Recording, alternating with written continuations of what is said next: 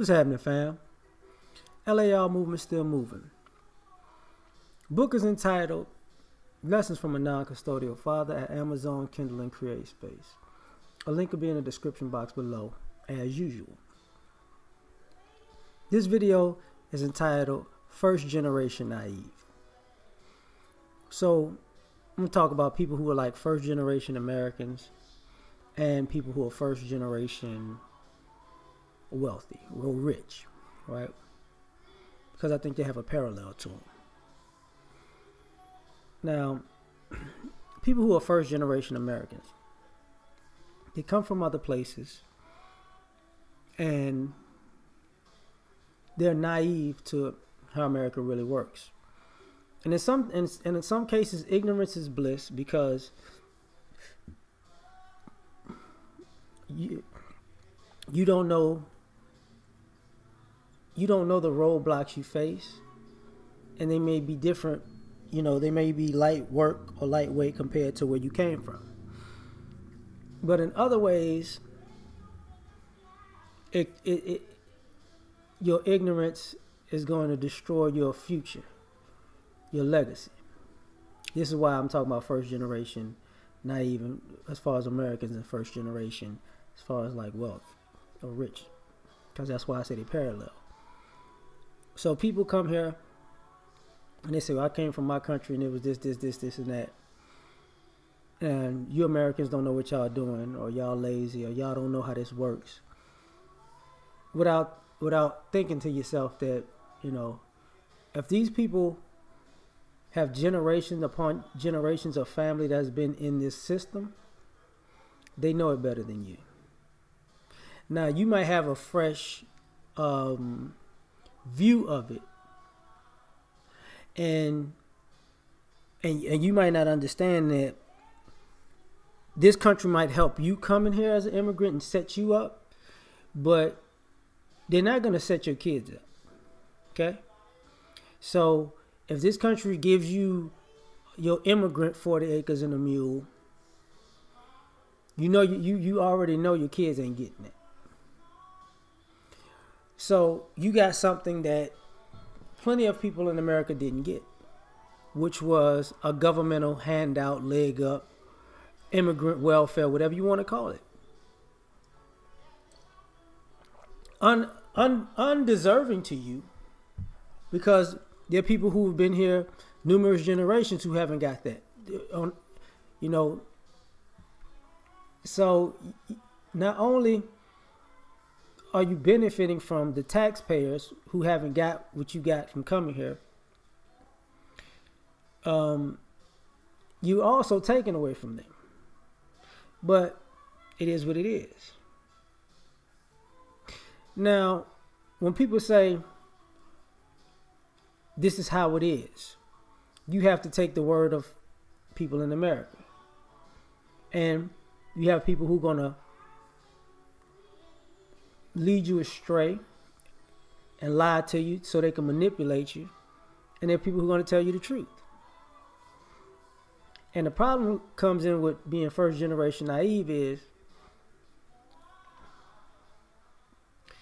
you can't tell the difference between somebody who's telling you the real and the fake, because it's a capitalistic society. Because if it makes you money, it's got to be real.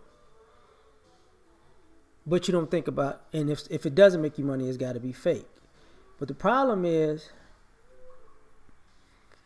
you know, you're not looking at the long game, because you're gonna come here and you're gonna fit in. You're gonna lose your culture, but you're naive to that. Your kids ain't gonna speak your home language for a lot of times. You're naive to that. Your customers won't be in public if you keep them. They'll be in private. You're naive to that. Your children are going to blend in with the American dream, and subsequently probably you're going to breed yourself out from whatever your ethnicity is, trying to be fully American and antiquated in that. But you're naive to that. And you don't see it until, so everything you've worked for that they won't give you a leg up again, you kind of give to America at the end of the day. somewhere or another. Every group does this, you know. And then when people warn you, don't do that. That's not gonna work for you long term. You don't know nothing. You're lazy Americans. You don't know how things go. And then you see these guys when you go over these homes, because in some ways they're still family oriented. That the American way of thinking has pretty much fractured their intact family that's family oriented. So not everybody's out for self. It's, even in the family, and that patriarch and matriarch of the family are just stuck there because they were so first generation naive.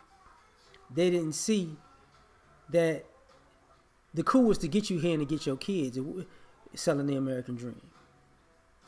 And your kids gonna give America back everything that you work for, because they gonna give it to the very people a lot of times who you deem as lazy Americans or didn't work for it, or you're just like me, we were all in the same boat. And then you realize, no, we're not.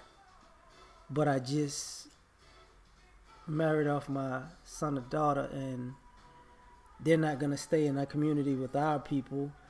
So my grandkids are not gonna interact with people like us, which means my great grandkids are not gonna know anything about my culture, or they might not even claim me. First generation naive. Same thing with people who are first generation rich, who have money.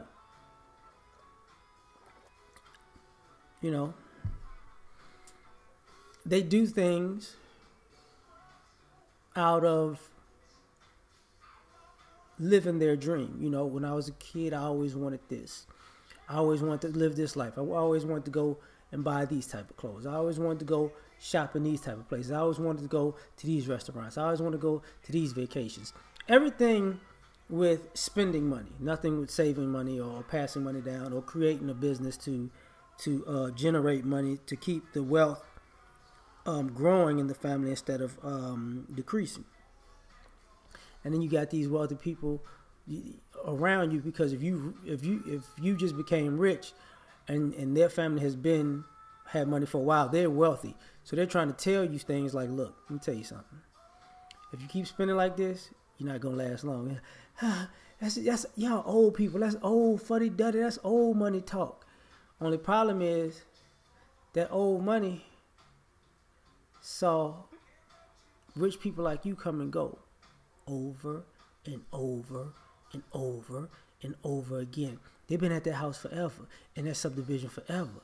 They seen the turnover of rich people who doing too much.